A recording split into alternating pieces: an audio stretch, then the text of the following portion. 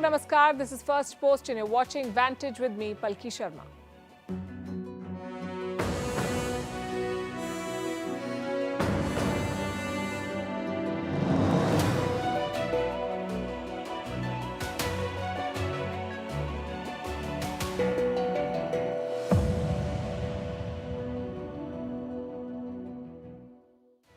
Tonight, we have news from Pakistan. Apart from the fact that it's broke and trying to arrest its former Prime Minister, Pakistan has once again been recruited as the dirty works department of the West.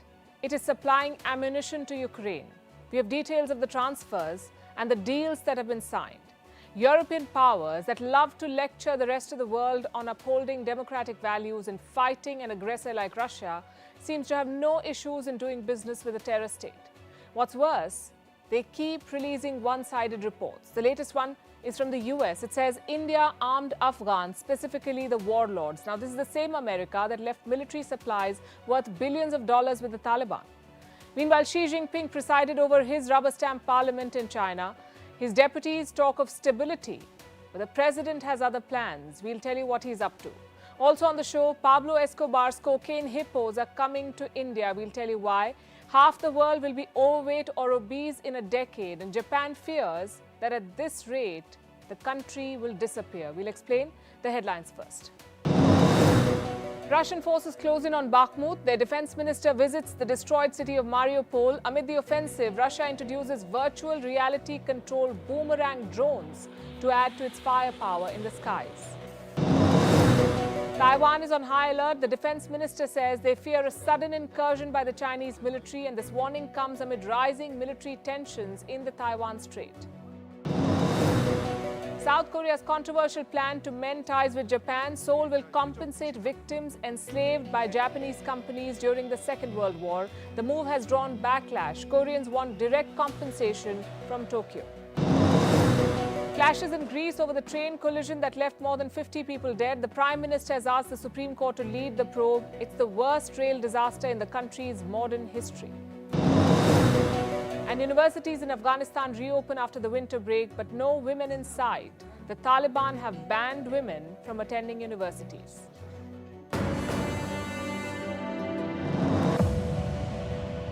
You know what they say about history? Those who don't learn from it are condemned to repeat it. Tonight, we'll show you how the West refuses to learn, how despite mounting evidence, it partners with Pakistan to fight wars. They're making the same mistake they did in Afghanistan. Europe has found a military ally in a terror state, and it's showing no compunctions whatsoever. Tonight, we expose their military transfers and secret pacts with Pakistan. Sample this. The war in Ukraine has created two power blocks. America, Europe and Ukraine on one side, Russia and China on the other. And where is Pakistan? Pakistan is playing both the sides.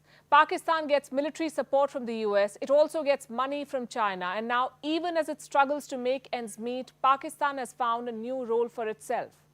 The role of an ammunition supplier to Ukraine. A deal has been struck. It's a three-way pact, primarily for ammunition. And this is how it works. The United Kingdom will reportedly pay Pakistan, and Pakistan will supply ammo via Germany. In fact, this is an old arrangement. We've told you about this in the past. What is new is the expanding role of Pakistan in the war in Ukraine. The West is repeating an old mistake. It is partnering with Pakistan to fight another war. Let me start with the London-Islamabad Defence Pact. The UK's Defence Ministry is the driving force behind this. Why did they need such a pact? Two reasons. One, Ukraine needs more Soviet-era supplies. You see, most of Kiev's inventory is Soviet-era, and Pakistan knows how to make those munitions. So Pakistan is a natural fit. Reason number two, the shortages. And this is a well-known fact. Europe is scrambling to arm Ukraine. Supplies are running out, and Western production is failing to meet the demand. So every available source is being tapped. This is where Pakistan comes in. It is now a regular supplier to Ukraine. Let me tell you about a recent transfer. It was an ammunition consignment. 162 containers were sent to Ukraine. This included some artillery rockets. They were shipped from the Karachi port to Germany, specifically the German port of Emden. From there, the consignment was sent to Ukraine. The name of the vessel was MV Jurist. Earlier, an air bridge was used. A British Air Force plane flew to Rawalpindi. It landed at the Noor Khan Air Base. It picked up supplies and then transferred them to Ukraine. Later, some videos emerged. They confirmed the presence of Pakistani artillery in Ukraine. Take a look at this. Короче, теж тільки гроші тратиш. А це теж бананова маска. Да. Клас. До школу собралася. А я, кстати, в школу тоже. So Pakistan has proved itself to be useful. And now it's about to get a bigger role. Pakistan is getting newer clients. The United Kingdom is just one of them. Poland, too, is getting supplies from Pakistan. Reports say a Polish company has signed a pact, a memorandum of understanding. It is with an Islamabad-based firm. The name is DMI Associates. It is believed to have links with Pakistan ordnance factories. What are ordnance factories? They make military weapons and ammunition. So Pakistan Ordnance Factories manufactures military goods, and DMI Associates is believed to be the seller. They work together. What is Poland getting from this arrangement? We've not been able to confirm it yet, but going by one claim, Pakistan has already exported one consignment, a weapon, the Anza Mark II man-portable air defense systems. Again, this consignment allegedly went to Ukraine. It also involved a Canadian company. It worked as an intermediary. The Canadians basically coordinated between Pakistan's DMI Associates and Poland. The Polish government has not spoken about this arrangement yet. There is no official comment, no confirmation, perhaps because of the highly sensitive nature of these transfers. You see, a military transfer of any kind could tip the scales in this war. For Europe, this is about saving Ukraine and punishing Russia. But partnering with Pakistan is the worst possible strategy. Pakistan is a bona fide terror state. With about 150 blacklisted terrorists and entities, they're either based in Pakistan or they have links with the country. And I'm not the one saying this. This is the assessment of the United Nations, 150 terror groups or entities. Should Europe buy military supplies from a terror state? Should Ukraine accept munitions from a terror state? So much for upholding democracy, we say. The moral lectures were always hollow, but not learning from history can be costly. Consider what happened in Afghanistan. I'm talking about Operation Cyclone. It began in 1979, ended in 2001. What was Operation Cyclone? America's secret mission to arm the Mujahideen in Afghanistan. The Soviet Union had invaded Afghanistan. The local fighters were struggling, so the US decided to arm them. Guess who served as the intermediary then? Pakistan. Pakistan transported the weapons to the Mujahideen in Afghanistan. The Soviets were defeated, but two new demons were born, the Taliban and the Al-Qaeda, led by Osama bin Laden. We all know how it played out with the 9/11 terror attack and America's two-decade-long war in Afghanistan, all thanks to Pakistan's double game.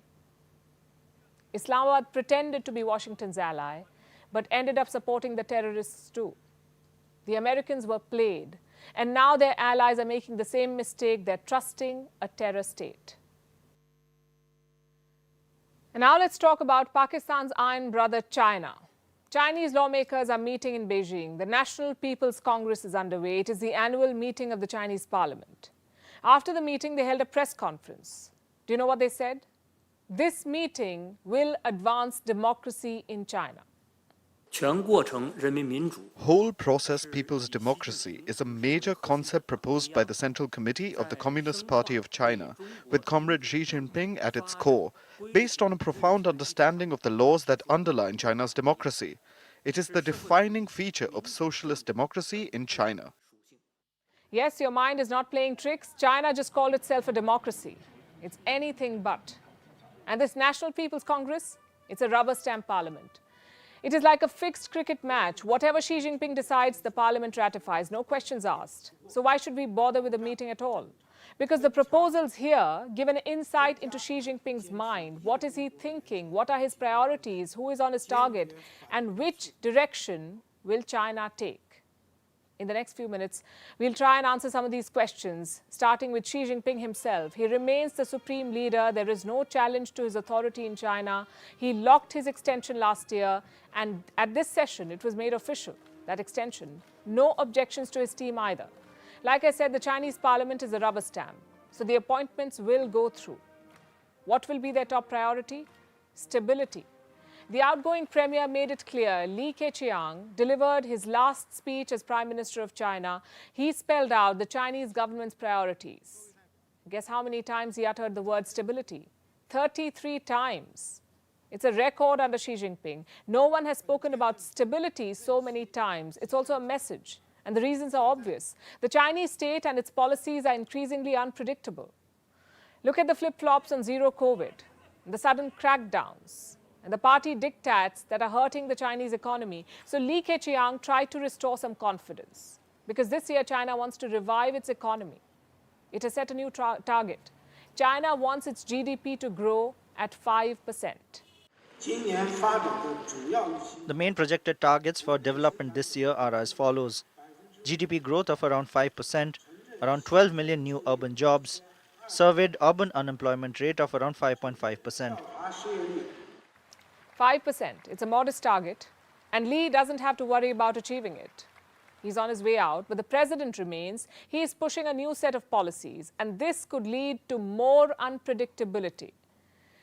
Several institutions in China are being reshaped. Beijing is tightening control on key bodies, especially in areas like finance, science, and technology.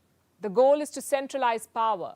Loyalists are being installed in senior positions, and all of this only helps Xi Jinping and his grip on power. In fact, this has been the trend for a while. In 2018, term limits were abolished, so he could remain in office beyond 2 terms. In 2020, Beijing went after Hong Kong. It pushed the controversial national security law. We all know what happened next. Pro-democracy protests were crushed, and key figures faced a crackdown. Next year, in 2021, Beijing took full control of Hong Kong. It overhauled the political system and adopted new laws. They declared that only patriots can govern Hong Kong. And who are these patriots? Communist Party loyalists. So with every proposal, Xi Jinping has only made himself more powerful, and he's not shy of wielding that power. In the months ahead, he's expected to double down. The target will be Taiwan. China has vowed to take Taiwan back.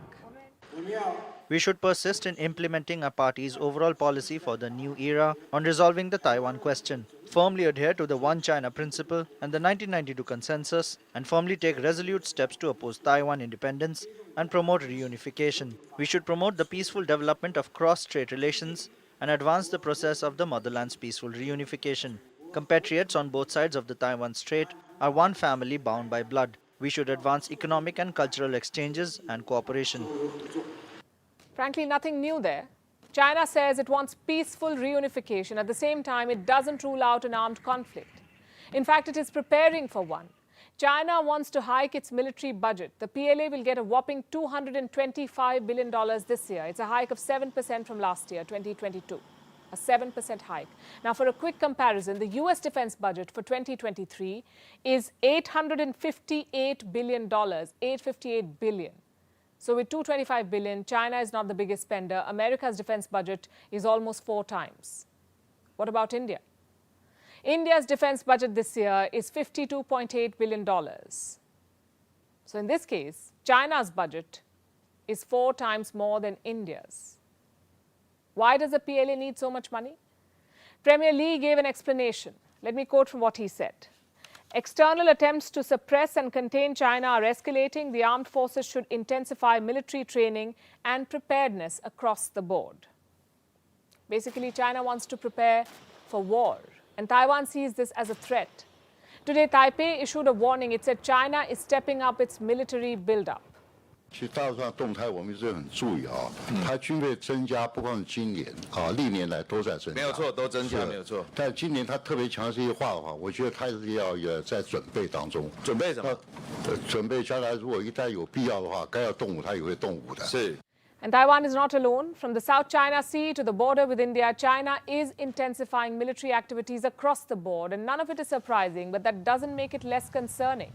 Xi Jinping is set to rule China at least for another 5 years. And he's ruthless in his pursuit for power, both at home and outside. And talking about threats from China, Canada has been rocked by a major scandal. Prime Minister Justin Trudeau is under the lens once again. The opposition wants to know if Trudeau got re-elected with China's help. The revelations that the communist regime in Beijing has targeted for influence and supported Justin Trudeau over a decade are massive. That's Pierre Poilievre. He's the leader of opposition in Canada, and he's talking about this. Last week, the Trudeau Foundation returned a donation. It was worth 200,000 Canadian dollars. The Trudeau Foundation got it 7 years ago, and this money is potentially linked to China. We are talking about the Pierre Trudeau Foundation here. It was established in the year 2001 to honor Pierre Trudeau, the former Prime Minister of Canada, also Justin Trudeau's father. He was directly involved in the foundation's work from the year 2002 to 2014. Pierre Trudeau. Now, Justin Trudeau became Prime Minister in the year 2015, and this donation was made in the year 2016. Where did the money come from?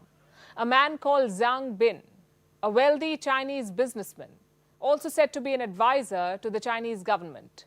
Apparently, Zhang was acting on the orders of Beijing. The charge is that the Communist Party ordered Zhang to make that donation to the Trudeau Foundation. And what's the proof? There is none so far. The Trudeau Foundation says it wasn't aware of Zhang's links. Let me quote from a statement that they've released. As an independent, non-partisan charity, ethics and integrity are among our core values, and we cannot keep any donation that may have been sponsored by a foreign government and would not knowingly do so. This is what their statement said as they returned the money, but the statement doesn't really cut it. And the story is not dying, because China did try to meddle in Canada's elections, not once, not twice, but multiple times. The list of charges and allegations is a long one. China secretly funded political campaigns in Canada. 11 candidates who ran in the 2019 election got Chinese money. The money came from China's consulate in Toronto. In 2021, China tried pumping more cash. Undeclared donations were made to political campaigns. International Chinese students were hired, and they were also asked to volunteer full-time in political campaigns. And in the 2019 election, a candidate may have been compromised. Trudeau's party, the Liberals, were even warned about this. That same candidate is now a member of parliament in Canada. His name is Han Dong. Both Trudeau and Han deny these charges. In a free democracy, it is not up to unelected security officials to dictate to political parties who can or cannot run. That's a really important principle. We, of course, draw on the expertise every step of the way. But the suggestions we've seen in the media that CSIS would somehow say, no, this person can't run or that person can't run, is not just false, it's actually damaging to people's confidence in our democratic and political institutions. Trudeau was talking about the Canadian Security Intelligence Service, or CSIS here. Apparently, it uncovered these Chinese meddling attempts. Those reports were leaked to the media, and that's how the entire scandal erupted. So has democracy in Canada been compromised? Like I said, no hard evidence so far, but reports say that in all of these cases, China was engaged in covert meddling attempts. The candidates were unaware of Chinese activities in some cases, and Chinese diplomats used proxies to meddle.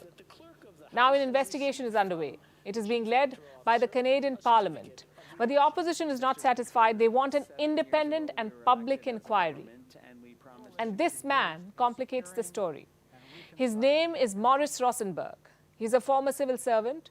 Rosenberg also served as the Trudeau Foundation's president, and recently he led a review of Canada's election process. Do you know what his report said? That the 2021 election result in Canada was not influenced. Now, to be fair, he's called for a public inquiry into the meddling charges, but Trudeau has been reluctant. He doesn't want a public inquiry. And critics don't trust Rosenberg's conclusions. They say that a man who worked for the Trudeaus cannot be unbiased in his report. So Rosenberg's ties to the Trudeau Foundation discredit his work. Then in November last year, Trudeau had a public spat with the Chinese president, Xi Jinping. You may remember this. The two leaders met at the G20 summit in Indonesia. Canada is believed to have raised the meddling charges. The next day, the press reported the details. Apparently, the Chinese did not like that. Everything we discuss is then leaked to the paper. That's not appropriate. And that's not how the way the conversation was conducted. 如果有诚心，咱们就以互相尊重的态度来进行很好的沟通。If there is 否则这个结果就不好说了。 if In there is Canada, we sincerity believe on in your part, free and open and frank dialogue, and that is what we will continue to have. We will continue to look to work constructively together, but there will be things we will disagree on, and we will have 有 to 些可以 continue. 建设性，但是创造条件，创造条件。 Let's create the conditions first. 好。 Since that day, there's been a steady stream of media reports. All of them cast a shadow of doubt on Justin Trudeau, the Prime Minister, on his victory in the last election and how he has handled this entire affair so far. Apparently, Trudeau was briefed about the meddling, but he's yet to present his version. He keeps questioning what's being reported in the media. He says some of those claims are not right. But if Trudeau has done no wrong, why is he avoiding scrutiny? Why doesn't he share the full story? The silence does not help him. Meanwhile, in Pakistan, it's been an action-packed weekend. A game of hide-and-seek played out on the streets of Lahore. At the center of it was former Prime Minister Imran Khan. The Islamabad police reached his doorstep with an arrest warrant. But Imran Khan was nowhere to be found. The police returned empty-handed. Then the drama intensified as Imran Khan's supporters chanted slogans, even engaging in the odd scuffle with the police. Hours later, he came out in public. He met with his supporters at the very same residence. And he says he'll appear for the court hearing this week. But we may not see a lot of him on the Pakistani media because they've refused to air his speeches. The media is now accusing Imran Khan of spreading hate speech. But the cricketer turned politician remains defiant. Here's a report.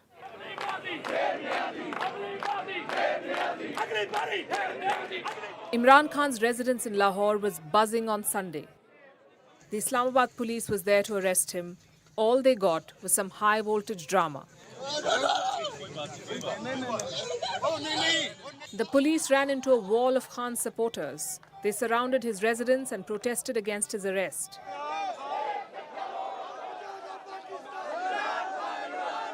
Reports say the police somehow managed their way in, but the PTI chief was nowhere to be found. He wasn't in his room, so the police had to return empty-handed.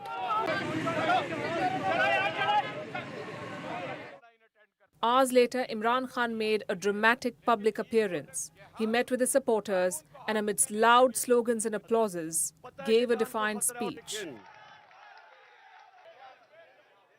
हम सिर्फ एक अल्लाह के सामने झुकते हैं ना मैं किसी इंसान ना किसी इदारे किसी के सामने मैं ना जिंदगी में झुका हूं और इंशाल्लाह आपको भी कभी झुकने नहीं दूंगा. It was a busy last week for the former Prime Minister. Imran Khan faces multiple cases. He managed to secure bail in 3 of them on the same day. But no such luck in the Tosha Khana case. Tosha Khana is the state depository that keeps expensive gifts given to Pakistani officials by foreign dignitaries. In 2022, a case was filed to disqualify Imran Khan for life. During his stint as Prime Minister, Khan was gifted expensive items including watches by top officials in the Gulf. But he's said to have taken these items from the depository and then sold them illegally at high profits. Reports also say that he made 36 million rupees from the sale of premium watches alone. For the record, it's compulsory for Pakistani officials to deposit such expensive gifts to the Tosha Khana. Imran Khan has denied any wrongdoing though. He says the information could not be disclosed earlier as it would have hurt relations with their Gulf counterparts. Last Tuesday, an Islamabad Sessions Court issued a non-bailable arrest warrant against him for his continued absence in the hearing.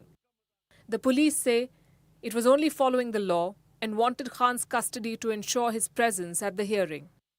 The cricketer turned politician, however, remains defiant. He's dismissed the cases against him and wants his security to be beefed up amid threats of assassination. अदालतों के अंदर कोई security नहीं. पता है कि जान को खतरा है और कोई सिक्योरिटी नहीं है. और छोटे-छोटे केसेस में कभी किसी अदालत में बुला लें, कभी किसी अदालत में. It's not just political rivals that Khan is up against now. It's the media too.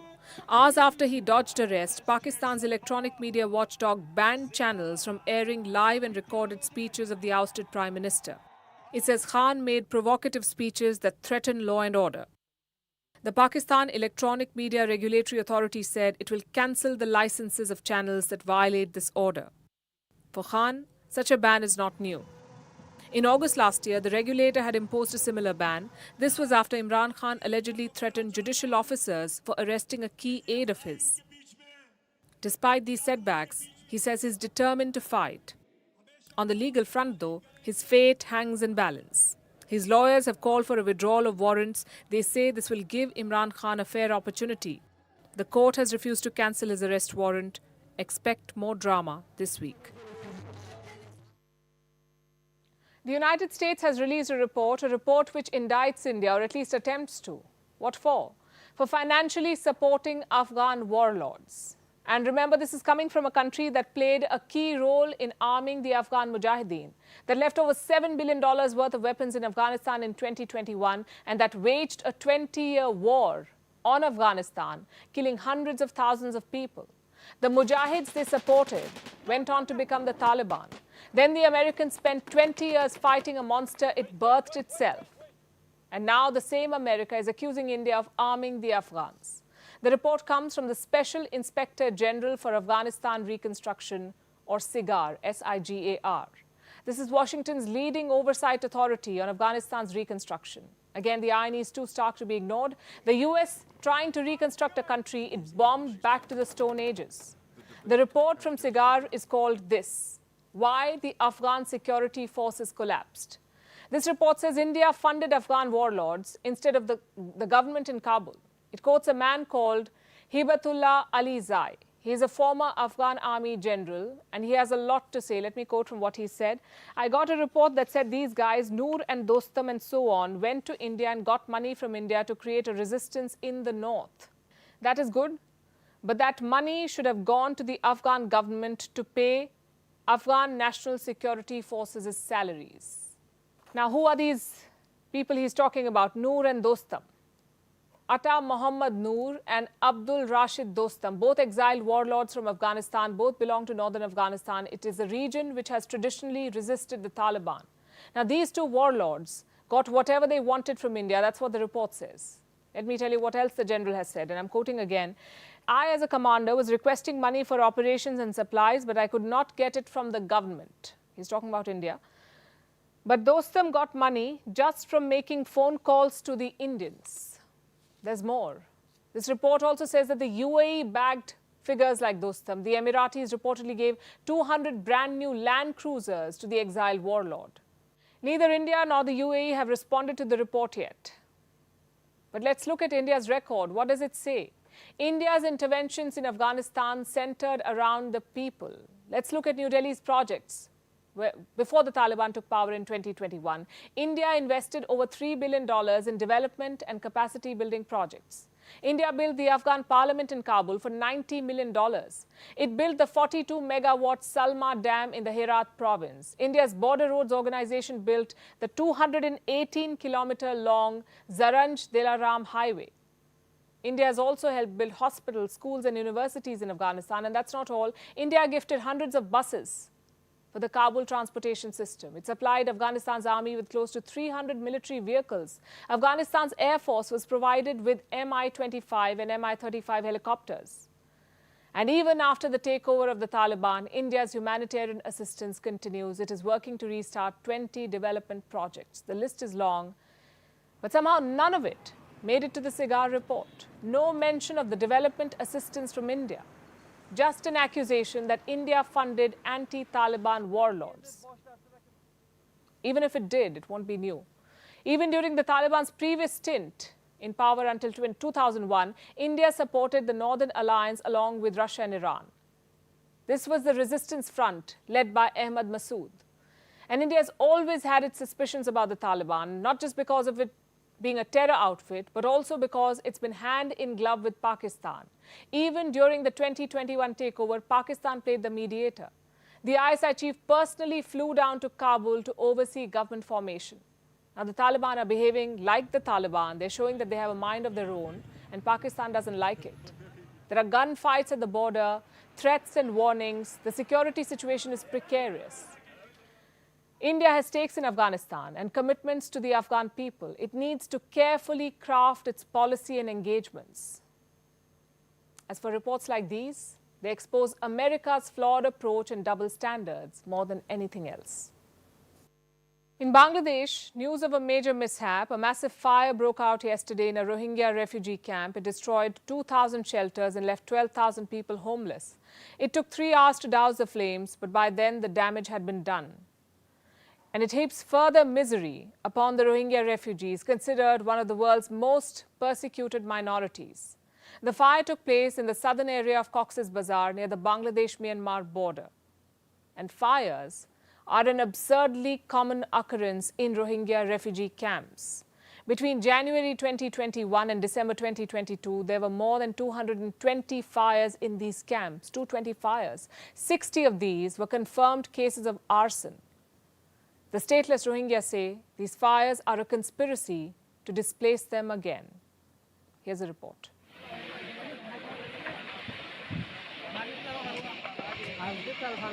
Clouds of thick black smoke rose from a Rohingya refugee camp in southern Bangladesh.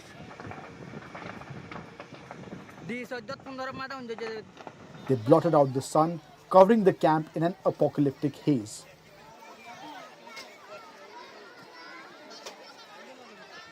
A massive fire made its way through the Cox's Bazar camp near the Bangladesh-Myanmar border. It's one of the world's largest Rohingya refugee camps. The area houses about 1 million Rohingyas who fled Myanmar. No deaths or injuries have been reported, but the blaze tore through about 2,000 makeshift buildings, leaving some 12,000 refugees without shelter.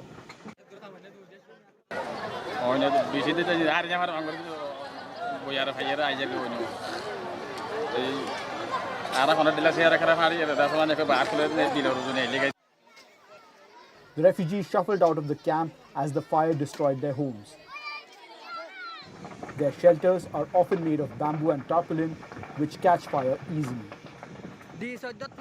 Over 200 fires have taken place in the camps over the years. The refugees are all too familiar with the routine. They gathered at the edge of the camp, waiting for the fire to subside. Many didn't have the time to save any of their belongings.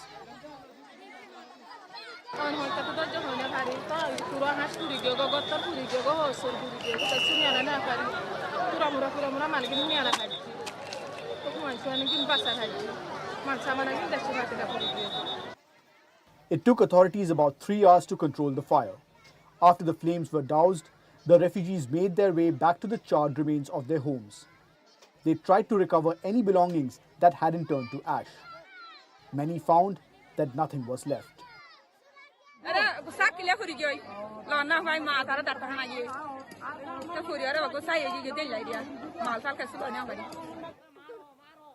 The Rohingyas are a Muslim-majority group who have lived in northern and eastern Myanmar for centuries. But they aren't recognized as an ethnic group in Myanmar and they are denied citizenship. They've been subjected to attacks for decades. The crisis escalated in 2017 after Myanmar's military started a brutal crackdown that left thousands dead. The military crackdown has been called genocidal and a form of ethnic cleansing. Myanmar has denied these charges. Things have reportedly gotten worse since Myanmar's military coup in 2021. Entire Rohingya villages have been razed and replaced by military installations. The refugees often don't have a home to go back to. Even if they do, Myanmar's junta has refused to allow the refugees to return. Meanwhile, tensions between refugees and locals have been high. Locals accuse the Rohingya of being illegal immigrants and putting a strain on resources. Fires have often been set in refugee camps intentionally. Bangladesh's government reported that out of the 222 fires in the refugee camps between January 2021 and December 2022, at least 60 are confirmed cases of arson. Investigations into the cause of the latest fire are underway. Many say they prefer death to going back, where the Myanmar military is accused of conducting mass executions and gang rapes on the Rohingya.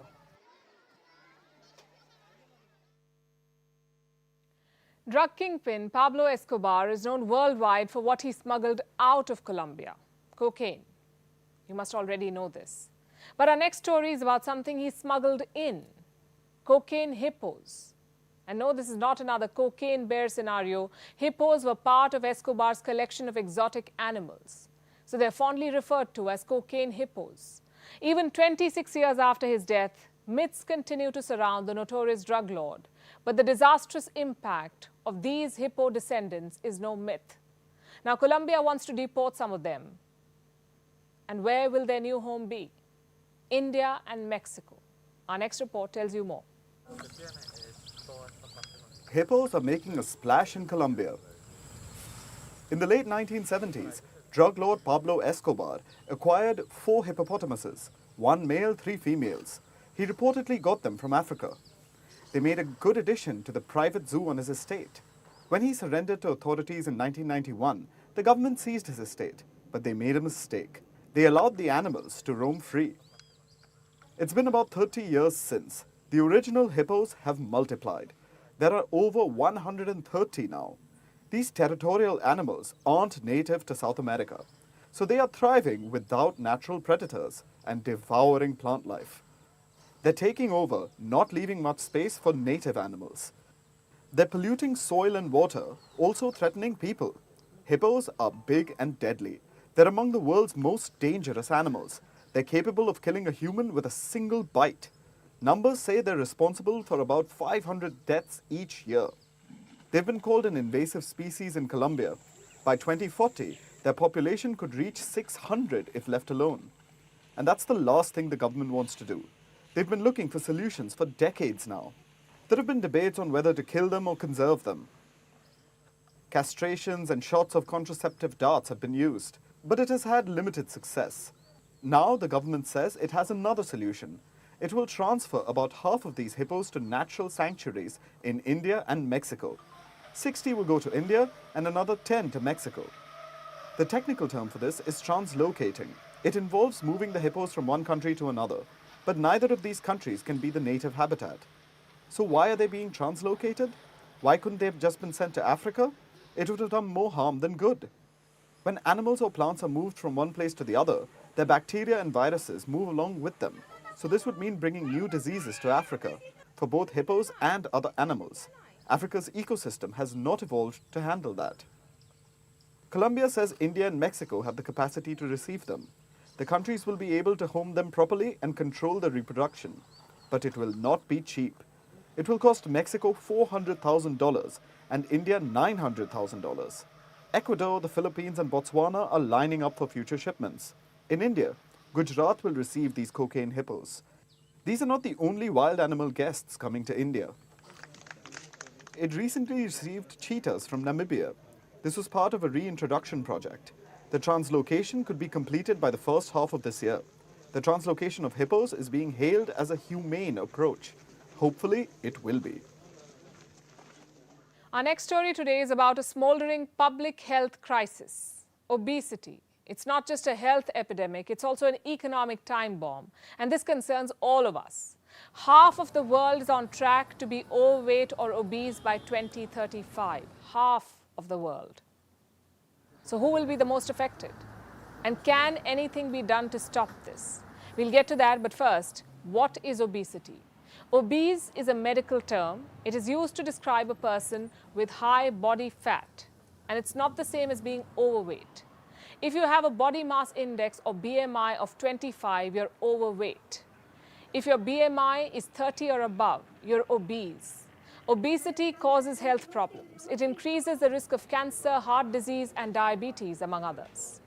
And why are we talking about it tonight?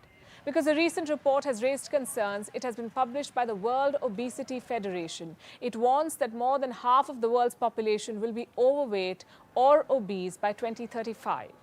Now, to put this in numbers, 38% of the world population, about 2.6 billion people, are already overweight or obese.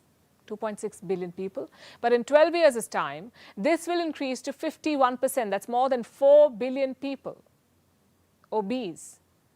Do you know what's even more worrying? Obesity rates are rising fastest among children and adolescents. By 2035, it could be double the rate seen in 2020. It's expected to rise by 100% among boys under 18.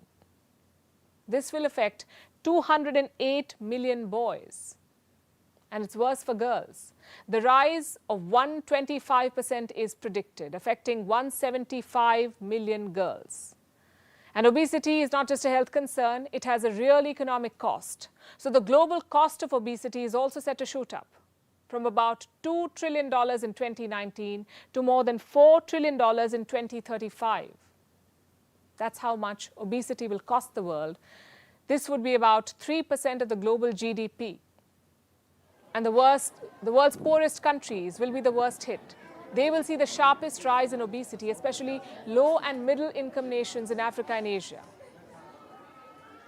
They're going to be the worst hit, and they're the least prepared to confront it.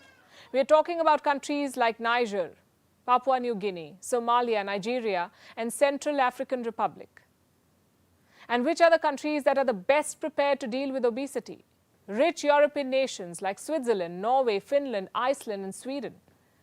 And let me explain why. What is the relationship between obesity and poverty? Fast food. Fast food joints are more common in poor neighborhoods. Studies say people with a certain level of education tend to focus more on fitness, and this is a global trend. Either the poor are starving or they rely on junk. Those who have money and education have access to healthier food. So how do we fix it? As individuals, we can keep our weight in check with regular exercise and a balanced diet. You already know that, so I'll not dwell on it. But this is not just about individual willpower and lifestyle. Obesity today is a policy issue. Solving obesity is the same as solving inequalities. Governments have to step in and take decisive action. Experts say increasing taxes on unhealthy food is going to help. Ban junk food ads during certain hours of the day. Put warnings on food packets. Provide healthy meals at schools before the problem becomes too big to ignore. 1 in 7 people is obese today. This could become 1 in 4 by 2035. And a decade may not be enough to reverse this. And now let's look at Japan, while we still can, apparently. Because the way they're going, the country might disappear. That's what an aide of the Japanese Prime Minister has said. She said Japan is disappearing because of its population crisis. The country has announced a record low number of births in 2022. It was just half the number of deaths last year. Japan's population shrunk by about 8 lakh people, 800,000. It's both shrinking and aging. The country is heading towards an economic catastrophe. The government plans major policy initiatives. Their budget to revive the population is more than their record high defense budget, and that should tell you something about how critical the situation is. Here's a report. Japan's population is declining. But that's not the news. It's the rate at which it's declining that's making headlines. Japan recently published data showing that the births in 2022 were less than 800,000. It's a level Japan wasn't supposed to reach till 2030. And the births amounted to half of the deaths last year. This means Japan's population shrunk by about 800,000. It has caused an aide to the Japanese Prime Minister to declare that the country may disappear. In recent weeks, the population crisis has been on everyone's mind. Japanese Prime Minister Fumio Kishida has said that the time to address the crisis was now or never. He has vowed to double the expenditure on children and families. A new government agency to focus on the crisis will be set up in April. First, let's look at the numbers. The births last year fell below 800,000. This is the lowest since data collection started in 1899. For context, births in the 1970s were over 2 million. The fertility rate has fallen to 1.3, far below the 2.1 needed for a stable population. Both the birth rate and the population have been declining for years now. Researchers say the population could fall to as low as 53 million by the end of the century. Why is this happening? Firstly, raising a child is expensive, especially in Japan, where childcare costs have increased, but the economy has mostly been stagnant since the early 1990s. Wages have gone down in Japan in real terms. Then there's urbanization. Cities have limited space and a lack of childcare support. Another factor is Japan's rejection of immigrants. Countries like Canada and Australia encourage immigration to bolster their workforce. But Japan has historically been averse to migrants. It has struck a blow to Japan's demography. But why is Japan's population crisis so acute? After all, neighboring nations like China and South Korea, and even many Western countries, have low birth rates. China even saw its population decline last year, for the first time since the 1960s. The difference lies in Japan's demography. It is the second oldest nation in the world after tiny Monaco. About 29% of its population is 65 or above. The average age in Japan is about 49, and it keeps increasing. It's this impending demography, an abundance of the old and a dearth of the young, which is poised to destroy Japan's economy. The government's plans so far have been criticized as short-sighted. They involved tax breaks for families or proposals like student loan waivers to working women with children. These policies fail to incentivize having big families outside urban areas.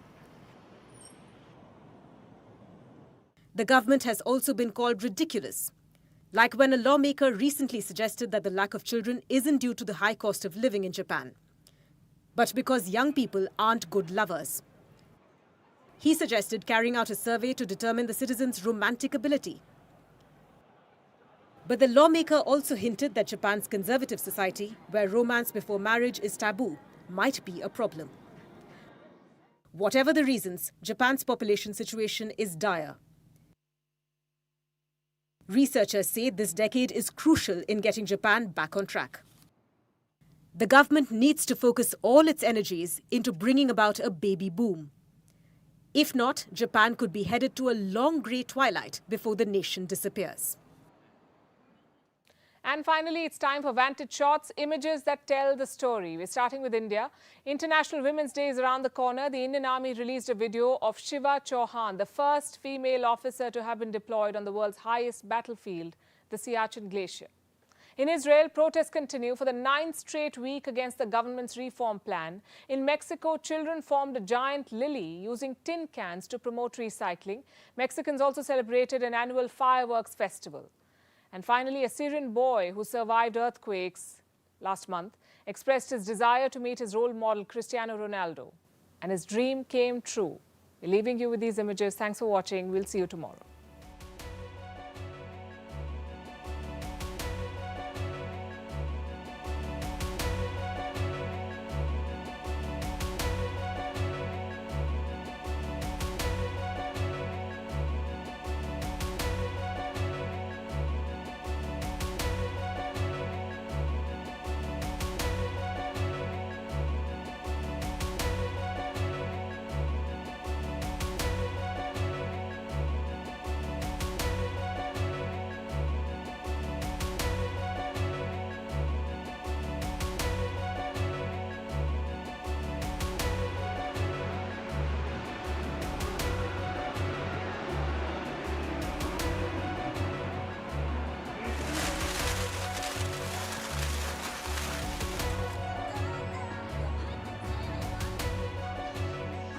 Por favor, amigos.